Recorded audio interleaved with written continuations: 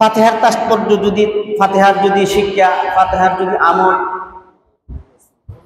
এই ফাতিহা সূরার যদি আমরা এই আমল করি, এরা তাৎপর্য বুঝতাম, তাহলে একটা মানুষ এই ফাতিহার জীবনে ধারণ করলে সে জান্নাতি হয়ে যাবে। সুবহানাল্লাহ। আল্লাহ পাকের কালামে সূরা ফাতিহা বলেন, আলহামদুলিল্লাহ, সকল প্রশংসা লিল্লাহ, আল্লাহর জন্য, রব্বিল আলামিন, যিনি সমগ্র জাহানের প্রতিপালক, সমগ্র জগতের পালনেওয়ালা, যিনি পালন করেন, দেখাশোনা করেন, ওই আল্লাহ পাকের প্রশংসা করছি। প্রশংসাটা আমরা প্রতি ওয়াক্তে, প্রতি রাকাতে এই প্রশংসাটা করি। প্রশংসা করি কার? আল্লাহ পাক। এই প্রশংসাটা আমরা বিগত এই মাহে রমজান তো করিও, এই রমজান যে বিগত রমজান বিদায় হয়ে গেল, আজকের পরে তো রমজান আর আসবে, এই সূরা ফাতিহা দিয়ে আল্লাহর প্রশংসা করছি। দীর্ঘ 1 মাস এই প্রশংসাটা করছি কার? আমার আল্লাহ পাকের। এই প্রশংসাটা কতদিন পর্যন্ত করতে হবে? এই প্রশংসা জারি থাকবে আল্লাহ পাকের প্রত্যেকটা বান্দার, যেদিন থেকে তার আমলনামা শুরু হয়েছে এবং মৃত্যুর আগ পর্যন্ত আল্লাহ পাক যতদিন তার মস্তিষ্ক, তার মেধা, তার ব্রেইন আল্লাহ ভালো রাখবে, ততদিন পর্যন্ত আল্লাহর প্রশংসা আল্লাহর বান্দা করবে। সুবহানাল্লাহ। এটা আল্লাহর বান্দার উপরে দায়িত্ব। প্রশংসা করবে কার? আমার আল্লাহ। এই প্রশংসা আমরা প্রায় 2000 বার এই বিগত মাসে আমরা করেছি। এর প্রশংসাটাতে করছি, এই প্রশংসাটা কি বাদ দেওয়া যাবে রমজানের পরে? এই যে আজকের নামাজের পরে এই প্রশংসা আর বাদ দেওয়া যাবে না। হাদিস শরীফে আমার রাসূল বলছেন, এই মাহে রমজান আমাদের জন্য 3টা বিষয় নিয়ে আসছিলেন। এই 3টা বিষয়, 1 নম্বর বিষয় হলো এই মাহে রমজান সিয়াম নিয়ে আগমন করেছিলেন। এই সিয়ামকে আমরা গ্রহণ করেছি, এই সিয়ামকে আমরা পালন করছি, সিয়ামকে আমরা মেনেছি, এই সিয়ামকে আমরা রেখেছি, এই রোজা আমরা রেখেছি, এই রোজা আমরা আল্লাহর হুকুম পালন করেছি। 2 নম্বর বিষয় হলো এই রমজান যে হাদিয়া নিয়ে আসছিল 3টা, এর মধ্যে তো রমজান রোজা রাখলাম। 2 নম্বর হলো কিয়ামুল লাইল। রোজার সাথে সাথে আমরা কিয়ামুল লাইল, তারাবির নামাজ পড়েছি, তাহাজ্জুদের নামাজ পড়েছি, ইরশাকের নামাজ পড়েছি, তারপরে যত নফল বন্দিগি আছে সবগুলি আমরা করেছি। এই 2 নম্বর হাদিয়া হলো আমরা কিয়ামুল লাইল, আল্লাহ পাক আমাদেরকে দান করেছেন। কিয়ামুল লাইল নিয়ে আসছিল। এই মাহে রমজানে সিয়াম কিন্তু বিদায় হয়ে গেছে, কিন্তু কিয়ামুল লাইল জারি থাকবে। নৈশ জাগরণ, নৈশ বন্দিগি, রাতের বন্দিগি, তাহাজ্জুদের নামাজ, এই নামাজ আমাদের প্রত্যেকের জারি থাকবে ইনশাআল্লাহ। তাইলে আমরা এই সিয়ামকে গ্রহণ করলাম। আর যদি আমরা আজকে ঈদুল ফিতরের নামাজের সাথে যদি আমরা কিয়ামুল লাইলও বিদায় করে দেই, তাহলে আমরা এই দীর্ঘ 1 মাস প্রশিক্ষণ দিলাম, এ রোজা রাখলাম, প্রশংসা করলাম প্রায় 2000 মতন, এই প্রশংসা বিফল। কারণ এ বাদ দেওয়ার প্রশংসা নয়, এটা জারি থাকবে। এটা আবাদুল আবাদ আমাদের জীবনে করতে হবে। এইটা হইল আল্লাহর বান্দার আমল। তারপরে কিয়ামুল লাইল, নামাজ কালাম, আমরা যে রাতের 20 রাকাত তারাবি পড়ছি, এই 20 রাকাত আর থাকবে না, কিন্তু তাহাজ্জুদের নামাজ থাকবে, রাতের বন্দিগি, নফল বন্দিগি থাকবে। 3 নম্বর হাদিয়া হইল আল্লাহ পাক আমাদেরকে দান করেছেন। এই 3 নম্বর হাদিয়া হলো কোরআন তেলাওয়াত। এই কোরআন এই মাহে রমজানে আল্লাহ তাআলা নাজিল করেছেন, এই কোরআন এই এসেছে। এই 3টা হাদিয়া নেয়, এই কোরআন, কিয়ামুল লাইল, এইগুলি আমাদের জারি থাকবে। সিয়াম হয়তো চলে গেল, কিন্তু সিয়ামও আল্লাহ রাসূল সাল্লাল্লাহু আলাইহি সাল্লাম হাদিস শরীফে ইরশাদ করেন যে প্রতি চাঁদের, প্রতি মাসে এই 13, 14, 15 এই 3 দিন রোজা আপনি রাখতে পারেন। এটা নফল বন্দিগি। আল্লাহ পাকের বান্দা আল্লাহ তাআলার কাছে, আল্লাহ তাআলার নিকটবর্তী হওয়ার জন্য আল্লাহর বান্দার সবচেয়ে বড় নিয়ামত হলো এই নফল বন্দিগি, নফল রোজা। তারপরে হাদিস শরীফে আল্লাহ রাসূল বলছেন যে এমন একটা হাদিয়া আপনাদের কাছে আমাদের কাছে নিয়ে আসলে এই হাদিয়াগুলি আমরা সবাই পালন করছেন।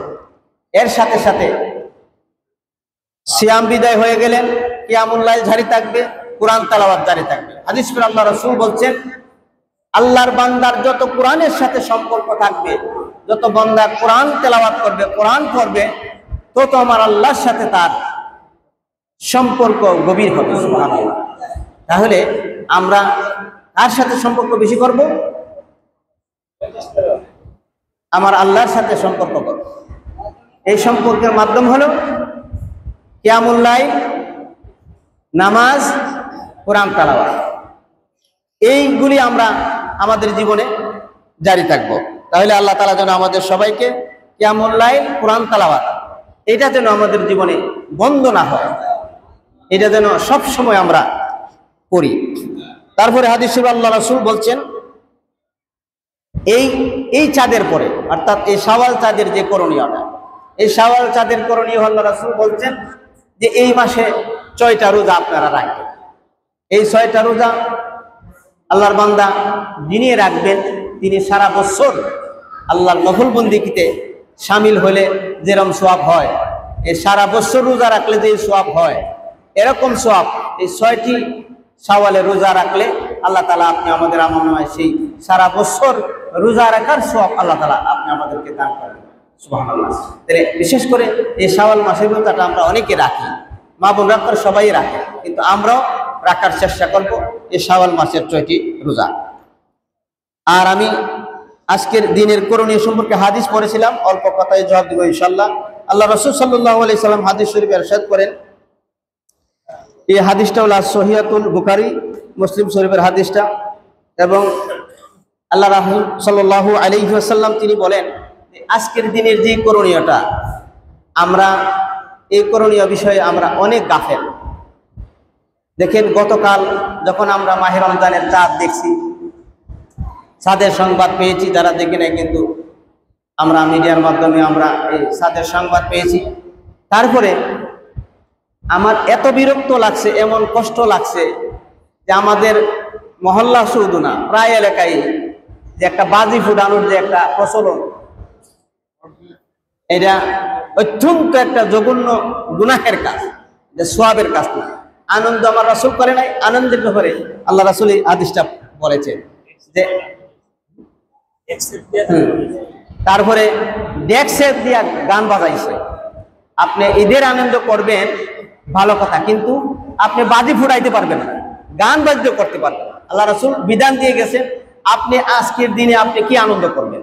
এই আনন্দের ঘরে আপনি শারীরিক চর্চার জন্য যে খেলাধুলা আছে এইগুলি আপনি করবেন। আপনি সফর করতে পারেন, আপনি ঘোরাফেরা করতে পারেন, বিভিন্ন আল্লাহর আশ্চর্যজনক জিনিস সৃষ্টি এইগুলি আপনি দেখাশোনা করতে পারেন। কিন্তু আপনি এ সারা রাত্র যে বাজি ফুটাইলেন, বিশেষ করে আমাদের সমাজের কথাই বলি, আমাদের সমাজ যদি ঠিক হয়ে যায়, আমাদের মহল্লা যদি ঠিক হয়ে যায়, প্রত্যেকটা মহল্লা ঠিক হয়ে যায়। এইভাবে প্রতি এলাকায় এই ব্যাপারে কথা বলা হয় আমার জানা মতো। কিন্তু এই বাজি ফুটানোটা অত্যন্ত গুনাহের কাজ এবং এটা কষ্টদায়ক, মানুষকে কষ্ট দিছে। এই বাজের আওয়াজে কানকা কষ্ট দিছে। যে যুবক ভাইরা এরা করছেন আজকের থেকে তওবা করে, আপনার কানে ধরে তওবা করে আল্লাহর কাছে আপনি মাপ চাইবেন যে আল্লাহ আমি যে গতকাল যেই বাজি ফুটাইছি, এই অপরাধ করছি, এর জন্য আল্লাহ তুমি আমাকে ক্ষমা করো, এটা আমি অন্যায় করছি, গুনাহ করছি। আপনি আনন্দ করেন নাই, আনন্দের নামে আপনি অন্যায় করেছেন, জুলুম করেছেন, মানুষকে কষ্ট দিয়েছেন। এই কাজ কোনোদিন করবেন না, এটা আমার রাসূলের তরিকা নাই, এটা মুসলমানের কাজ নয়, এটা ইহুদি নাসারা খ্রিস্টানদের কাজ। তাহলে আপনি যে কাজটা করলেন এটা কি ভালো করছেন না খ্রিস্টানদের কাজ করছেন, ইহুদিদের কাজ করছেন? এটা মুসলমানদের এই কাজ হতে পারে না, এই বাজি ফোটানো কাজ হতে পারে না। তাইলে আপনি যে আনন্দ করলেন, এই আনন্দটা আপনি অপরাধ করছেন, গুনাহ করছেন, আল্লাহর কাছে আজকে ক্ষমা চাইবেন। বিশেষ করে আমরা যে অভিভাবকরা, তারা সবচেয়ে বড় দায়ী, তারা সবচেয়ে এই শামিল এই গুনাহের কাজের মধ্যে। কেন? আজকে এই কাজটা যে করছে, এই কাজটা কিন্তু আমরা যারা 30 থেকে 40 বছর বয়স বা এর বেশি বয়স, তারা কিন্তু এই কাজটি করে নাই। করছে কারা? আপনি আমাদের ছেলেরা করছে, এই ছেলেরাদের করছে। আপনি ছেলেদেরকে বাধা দিলে আপনি এই কাজটা সে কঠিনকালে করতে পারে না, এই অন্যায় কাজটা, এই বাজি ফোটানোর কাজটা সে কোনোদিন করতে পারে না। সেই জন্য এই গুনাহের জন্য আপনিও তওবা করতে হবে, যে আপনি যে এই সন্তানকে লেলিয়ে দিলেন, তাকে বাধা দিলেন না, অন্যায় কাজ করলো, আপনি বাধা দিলেন না, সেজন্য আপনিও এই গুনাহের কাজে শামিল হয়ে গেছেন। সেজন্য আল্লাহর দরবারে তওবা করতে হবে। আল্লাহ রসুলের তরিকার বিরুদ্ধে এই কাজ করতে, কোরআন হাদিসের বিরুদ্ধে এই কাজটা করা হয়েছে। এই কাজ আর কঠিনকাল হবে না। অদূর ভবিষ্যতে আমরা এই বাজি ফুটানোর কাজে আমরা শামিল থাকবো না। আল্লাহ রাসূল বলছেন, আপনার শারীরিক যত চর্চা আছে, আপনি আনন্দময় ভ্রমণ, সফর, বিভিন্ন আল্লাহর আশ্চর্যজনক আল্লাহর সৃষ্টি আপনি সফর করেন, দেখাশোনা করেন, খেলাধুলা করেন, যারা শরীয় সম্বন্ধ, এইগুলির ব্যাপারে আল্লাহ রাসূল উৎসাহিত করছেন। খেলার ব্যাপারে আল্লাহ রাসূল নিরুৎসাহিত করেন নাই। সেজন্য আমরা এই বাজি ফুটানোর কাজ অদূর ভবিষ্যতে আল্লাহ যতদিন বাঁচায় রাখে, এই কাজটা আমরাও করব না, আমাদের ছেলে মেয়েদেরকে করতে দেব না। এটা অভিভাবকের উপরে দায়িত্ব। এটা মনে হয়েছে যে একটা বিয়া বাড়ি ধরনের আনন্দ, কিন্তু এইগুলি আল্লাহ তাআলা যেন আমাদেরকে হেদায়েত দান করে, এই কাজ থেকে যেন আমরা দূরে থাকি। আল্লাহ তাআলা যেন আমাদের কবুল করেন, আল্লাহুম্মা আমিন। তাহলে আমরা কাজ করব কি? শারীরিক চর্চা, ব্যায়াম, এই সমস্ত। এবং আপনি মনে করেন এখন আপনি একটা সফর করতে যাইবেন, একটা ভালো আল্লাহর একটা সৃষ্টি আছে, এখানে আমার একটা আশ্চর্য জিনিস আছে, এই জিনিসগুলি আপনি স্বচক্ষে সফর করে, ভ্রমণ করে আপনি দেখাশোনা করেন, আনন্দময় ভ্রমণ করেন। এটাতে আল্লাহ রাসূল এই উৎসাহিত করছে, খেলাধুলার ব্যাপারে উৎসাহিত করছে, কিন্তু শরীয়তসম্মত খেলাধুলা এইগুলিতে আমরা শামিল থাকবো। আল্লাহ তাআলা যেন আমাদেরকে শামিল করেন, আল্লাহুম্মা আমিন। তারপরে যে ছেলেরা ব্যাপারে বললাম, মেয়েদের ব্যাপারে বলি, আল্লাহ রাসূল সাল্লাল্লাহু আলাইহি সাল্লাম বলছেন যে আমাদের মা বোনেরা যারা আছেন, প্রত্যেক মুসলমানের উপরে, আমরা যারা বয়স্ক, যারা নামাজ কালাম করি, তাদের মাথায় টুপি দেওয়া সুন্নাত, সহিহ হাদিস। মাথায় টুপি দেওয়া কি সুন্নাত, মনে রাখবেন, মাথায় টুপি দেওয়া সহিহ হাদিস সুন্নাত। এই সুন্নাত কার? আমার রাসূলের সুন্নাত। আর মা বোনদের শরীর ঢেকে রাখা, মাথায় ওড়না দেওয়া, হেজাব পরা, এইগুলি হলো ফরজ। কিন্তু ঈদের দিনে, এই ঈদের পরে আমাদের যে মেয়েরা আছে, মায়েরা আছে, তারা বিভিন্ন রকমের সাজসজ্জা করে, তাদের এই রূপসজ্জা, এইগুলি তারা এই স্বর্ণ অলংকার পরে, এইগুলি বেপরা হইয়া, বেপর্দা হইয়া এই চলাফেরা করে। এটা অত্যন্ত জঘন্য অপরাধ এবং গুনাহের কাজ। এইগুলি থেকে আমরা দূরে থাকবো, এইগুলি থেকে আমরা বারণ করব, আমাদের ছেলে মেয়েদেরকে এই ব্যাপারে বুঝাবো, তারা যেন এই ফরজ কাজটা, এটা ফরজ বন্দিগি, ফরজ ইবাদত, যে তাদের এই শরীরটা পর্দা পুশিদায় রেখে তারা সফর করতে পারে, তারা ঘোরাফেরা করতে পারে অভিভাবকদের সাথে, কিন্তু একলা না। সকালে বাইরেছে, রাত্রে আইলো ঈদের আনন্দে, আপনি খোঁজখবর রাখলেন না, এটা একবারে না যায়। পর্দার ভিতরে পর্দা রেখে, শরীর দেখে, মাথাগুলি দেখে, আপনার অলংকার দিলে অলংকারগুলি দেখে, কিন্তু অলংকার দিলে তো এগুলি খোলামেলা করে চলে। এই জন্য এটা অত্যন্ত জঘন্য অপরাধ, গুনাহের কাজ। কারণ সে লঙ্ঘন করলো, আল্লাহর ফরজ একটা বিধান লঙ্ঘন করলো। সেজন্য যে মায়েরা, যে বোনেরা, আমাদের মেয়েরা, সন্তানেরা যারা এই পর্দার বয়স হয়েছে, তাদেরকে আমরা তাদেরকে রাখতে বলবো, এবং তাদেরকে এইভাবে পর্দার ভিতরে তারা চলাফেরা করবে। এটা হাদিসে নিষেধ করে না, কিন্তু পর্দা ছাড়া বেপরোয়া হয়ে, অলঙ্গ এই জন্য যাতে না চলি, এটা আল্লাহ রাসূল নিষেধ করেছেন। আল্লাহ তাআলা যেন আমাদের সবাইকে এই কথাগুলি আমল করার তৌফিক দেন, আল্লাহুম্মা আমিন। আজকে ঈদের নামাজ, ঈদুল ফিতরের নামাজ, এই নামাজটা হলো ওয়াজিব নামাজ। এই ওয়াজিব নামাজ 2 রাকাত 6 তাকবীর আপনারা নিয়ত করবেন। এই ঈদুল ফিতরের 2 রাকাত ইমামের সাথে 6 তাকবীরে নিয়ত করিলাম, আল্লাহু আকবার। তাহলে প্রথম নিয়ত বান্দার করে 3 তাকবীর, পরবর্তীতে রুকু সিজদা দিয়ে, আবার রুকু সিজদা দিয়ে, আবার সিজদার আগে বাকি 3 তাকবীর। এই 6 তাকবীরে ঈদুল ফিতরের নামাজ আমরা আদায় করব ইনশাআল্লাহ।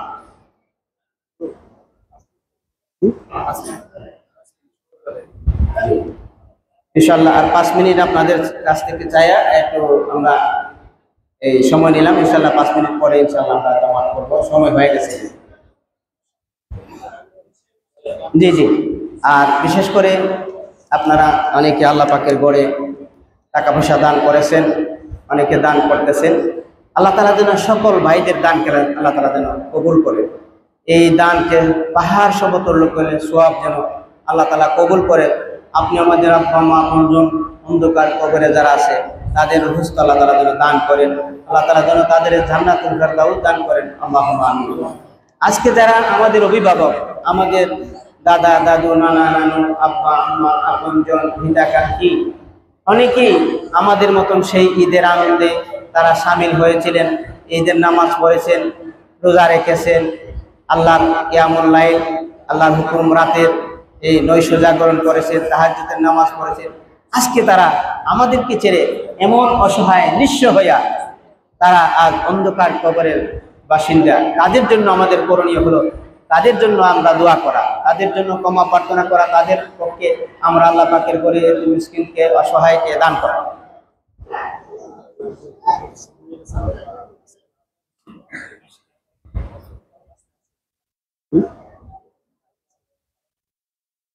সম্মানিত গ্রামবাসী, আমাদের নামাজের সময় হয়ে গেছে। আপনারা যারা এখন আসেন নাই অতি তাড়াতাড়ি মসজিদে চলে আসুন। জামাতের সময় হয়ে গেছে, আপনারা অতি তাড়াতাড়ি মসজিদে চলে আসুন। যাই হোক, আল্লাহ পাকের কাছে আমাদের এই বংশধরের জন্য করণীয় হলো তাদের জন্য দান করা, তাদের নামে দান করা, তাদের জন্য সদকা করা, তাদের জন্য দোয়া করা, তাদের জন্য কোরআন তেলাওয়াত করা, তাদের জন্য সর্বসময় আমাদের উপরে দায়িত্ব তাদের জন্য দোয়া করা। দেখেন, আজকে আমরা দুনিয়ার কোনো মানুষ যদি অসহায় থাকে, বিপদে থাকে, তাদের জন্য আমরা দেওয়ার কিছু টাকা পয়সা দিই, খাবার দিই, তাদের বিপদে আমরা অংশীদার হই, তাদেরকে সহযোগিতা করি। কিন্তু আমাদের আপনজন, আমাদের আব্বা মা, আমাদের দাদা দাদু, আমাদের আপনজনেরা আজ সেই গহীন অন্ধকার কবরে, তাদেরকে কিছু দেওয়ার নাই, এই খাবার টাকা পয়সা। কিন্তু একটা পথ আছে, তাদের জন্য দান খয়রাত এবং তাদের জন্য দোয়া করা। আমাদের এই দরজা আল্লাহ তাআলা খুলে রাখছে, তাদের জন্য আমরা প্রাণ করে সবসময় দোয়া করবো। আজকে দোয়া করবো ইনশাআল্লাহ, সবসময় তাদের জন্য দোয়া করবো। আল্লাহ তাআলা যেন আমাদের বংশধর যারা কবর দেশে আছেন, আল্লাহ তাআলা যেন তাদেরকে আল্লাহ তাআলা জান্নাতুল ফেরদাউস দান করেন। আমরা সবাই বলে আমিন। আর গুরুত্বপূর্ণ কথা হলো, আমরা যে এই মাহে রমজান আলহামদুলিল্লাহ ভালো লাগছে। আল্লাহর ফেরেশতারা সাক্ষী, আল্লাহর ফেরেশতারা আপনাদের নাম লিখছেন। আপনারা যখন মাহে রমজানের শুরুতে আসছেন, আবার ঈদ পর্যন্ত সামিল হয়েছেন, এর পরবর্তী যে নামাজগুলি আছে, যেমন 5 ওয়াক্ত নামাজ, তারপরে কোরআন তেলাওয়াত, এইগুলি আমরা যেন কোনোদিন ছাড়ব না। আজান হচ্ছে, আমরা দোকানপাট, আমাদের ব্যবসা বাণিজ্য, আমাদের কাজকর্ম সব ছেড়ে আজান শোনার সাথে সাথে এগুলি বন্ধ করে আমরা জামাতের সহিত মসজিদে আয়া নামাজটুকু আদায় করব। তাহলে আমাদের এই প্রশিক্ষণ কাজে লাগে। আপনি গাড়ির ড্রাইভ শিখছেন, গাড়ি চালানো শিখছেন, রাস্তায় গেছেন, গাড়ি চালাইতে পারবেন না, আপনি অ্যাক্সিডেন্ট করেন, তাইলে এই গাড়ির প্রশিক্ষণ কোনো দাম আছে? এই গাড়ি ড্রাইভের কোনো দাম আছে? কারণ আপনার দিয়া কোনো নিরাপত্তা নাই, আপনি তো নিজেও শেষ, আরেকজনকে শেষ করেন। সেই জন্য এই দীর্ঘ 1 মাস মাহে রমজান আল্লাহর গোলামি করেছেন, আল্লাহর দাসত্ব করেছেন, আল্লাহ পাকের কাছে ধর্ণা দিয়েছেন, আল্লাহকে সেজদা করেছেন, ভয় করছেন আমার আল্লাহকে। আর দুনিয়ার এই জমিনে আর কারো ভয় করেন না। আল্লাহকে যেহেতু ভয় করে রোজার শুরুতে মসজিদে এসে গেছেন, আর বাকি জিন্দিগি নামাজ কাজা করবেন না, মসজিদ ছাড়বেন না, কোরআন তেলাওয়াত ছাড়বেন না, কিয়ামুল লাইল ছাড়বেন না, এই সমস্ত নেক আমল আমাদের জীবনে প্রত্যেকের জারি থাকবে। এগুলি যেন আল্লাহ তাআলা আমাদের কবুল করেন, আল্লাহুম্মা আমিন। আরেকটা বিষয় হলো, আমরা প্রত্যেকটা পরিবার, আমাদের যে ছোট্ট ছেলে মেয়েরা আছে, তাদেরকে অন্তত পক্ষে আপনি কোরআন সহি করে শিক্ষা দিবেন, অথবা আপনি অভিভাবক হিসাবে কিয়ামতের মাঠে আপনি জবাবদিহি করতে হবে আল্লাহর দরবারে, যে আপনার সন্তানে যে কোরআন সহি করে শিখলো না, সেজন্য কিন্তু আপনি আসামি। আল্লাহর কাঠগড়ায় আপনি জবাবদিহি করতে হবে। এই সন্তান কোরআন না শিখার কারণে যদি কোনো কারণে সে জাহান্নামী হয়ে যায়, আল্লাহর কাছে প্রশ্ন করবে, আল্লাহ আমার সেই আদরের আব্বা আম্মাকে আমার পাশে আনি না, তখন তাদের বুকে পাড়া দিয়া সে জাহান্নামে যাবে। প্রশ্ন করা হবে, কেন? আল্লাহ আমার এই মা বাপ, আমার এই অভিভাবক, আমার এই গার্জিয়ান ইচ্ছা করলে সে আমাকে ভালো পথে নিতে পারতো, ভালো বানাইতে পারতো, কোরআনওয়ালা বানাইতে পারতো, নামাজি বানাইতে পারতো, রোজাদার বানাইতে পারতো, কিন্তু সেই সুযোগ টাকার মতো আমাকে সেই আদেশ করে নাই, আমার প্রতি সেই দায়িত্ব সে পালন করে নাই। আল্লাহ সেজন্য আমি অন্যায় করেছি, জুলুম করেছি, আমি বিপদগামী হয়েছি, আমি পথ হারা হয়েছি, আমি গুমরাহি হয়েছি, সেই জন্য আমি তাদের মুখে পরাজয় দেওয়া। সেজন্য অভিভাবক যারা আছি আপনাদের কাছে আকুল আবেদন করছি, বিনোদন করছি, আমাদের এখানে কোরআনের প্রশিক্ষণ অর্থ সহকারে আপনাদের ছেলে মেয়েদেরকে সকালবেলা এই মসজিদে এই কোরআন শিক্ষার জন্য পাঠাবেন। এইগুলি যদি নামাজি হয়, এগুলি যদি কোরআনওয়ালা হয়, এইগুলি যদি কোরআন সহি করে পড়ে, তাহলে ভবিষ্যৎ পর্যন্ত, ভবিষ্যৎ ছেলে মেয়ে, ভবিষ্যৎ এই মসজিদে মানুষ নামাজি হবে, নামাজে থাকবে, নতুবা আস্তে আস্তে মানুষ চলে যাবে। কিন্তু আমার জানা মতে একটা আফসোসের বিষয় বলি শেষ, এই বিষয়টা হলো তারাবির নামাজ মসজিদ শুরু থেকে এই পর্যন্ত ভর্তি ছিল, কিন্তু লাস্টে আমরা এক কাতার। আফসোস, আপনি কেন মসজিদ ছাড়লেন? আল্লাহর কাছে আপনি জবাবদিহি করতে হবে। তারপরে এত উদাসীন নামাজ, আল্লাহ পাকে আমাদের হেদায়েত দান করুন। এত উদাসীন নামাজ আমার মনে হয় আমরা মহল্লা ছাড়া অন্য কোথাও নাই, কোথাও নাই। এত উদাসীন নামাজ, আপনি 8 টাকা কইরা বাড়ির যান, আপনার কি সমস্যা? আপনার কি সমস্যা? আপনি কি অসুস্থ, চলাফেরা করতে পারেন না? আপনি 2টা সেজদা বেশি দিলে আমার আল্লাহ খুশি হবে না বেজার হবে? খুশি হবে, আমার আল্লাহ খুশি হবে। আমার রাসূল বলছেন, রাসূলকে সাহাবীরা প্রশ্ন করলেন, রাসূল আপনার সাথে আমি জান্নাতে থাকতে চাই। আল্লাহ রাসূল বললেন তুমি বেশি করে সেজদা দিবে। আপনি নফলবন্দি করলেন, এই মাসে রমজান একটা নফলবন্দি, কি অন্য মাসে ফরজের সওয়াব আল্লাহ দান করবে। আপনি 8 রেখাত কইরা যান গা, আপনার দেয়া দিয়ে আরো 5 জন যায়। আপনি নিজেও গুনাহ করলেন, আরেকজনকে গুনাহ করালেন। আরব দেশে 10 রাকাত করেন, সেহরির টাইম হয়ে যাগা, 8 টাকা করে সেহরির টাইম হয়ে যাগা, আপনি এই সময় তো দেন না, 8 টাকা করেন। আপনি তাড়াতাড়ি করে এইভাবে চলে গেছেন। এগুলি কোশ্চেন খালো ভালো কাজ না, এগুলি ভালো কাজ না। এগুলি নিজেও এই নামাজ থেকে উদাসীন, অন্যজনকে উদাসীন করে। সেজন্য আল্লাহ তাআলা যেন আমাদের হেদায়েত দান করেন, আল্লাহুম্মা আমিন। তাইলে ঈদুল ফিতরের 2 রাকাত 6 তাকবীর আমরা নামাজ আদায় করব। আমরা নামাজের সময় হয়ে গেছে, আমরা দাঁড়িয়ে কাতা সোজা করি।